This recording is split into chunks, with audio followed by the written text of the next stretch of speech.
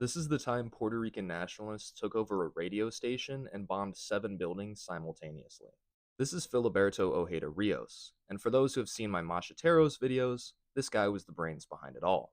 But before founding the Macheteros, he had first established another group. This organization was set up in the 1960s, allegedly with Cuban support, and was named the Revolutionary Independence Movement in Arms, or MIRA for short. It began its armed campaign in 1969 with a few bombings of government buildings and American owned businesses. However, in contrast to other paramilitary groups operating at the time, MIRA rarely, if ever, claimed responsibility for their attacks.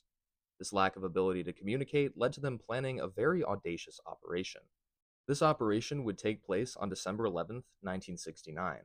At around 10 p.m., the announcer for the radio station WUNO received a knock on the station's door. Upon opening it, he was greeted by 2 gunmen, members of MIRA, who forced him at gunpoint to play a Christmas song. The song was then interrupted as the MIRA militants forced the announcer to play a tape recording that they had brought with them. The recording announced the start of a revolutionary war and called upon the Puerto Rican people to rise up in arms against U.S. rule, or as they termed it, Yankee imperialism. They then handcuffed the announcer to a door and drove off. A few minutes later, bombs exploded at 7 buildings across Puerto Rico, only minutes apart from each other. 5 luxury hotels in San Juan were bombed, while an American-owned oil refinery and a restaurant were bombed at Bayamon. Miraculously, only one person was injured in the attacks. The bombings and radio station seizure were the most spectacular attacks carried out by MIRA, as due to arrests of their members, their activities on the island would all but cease by the end of 1970.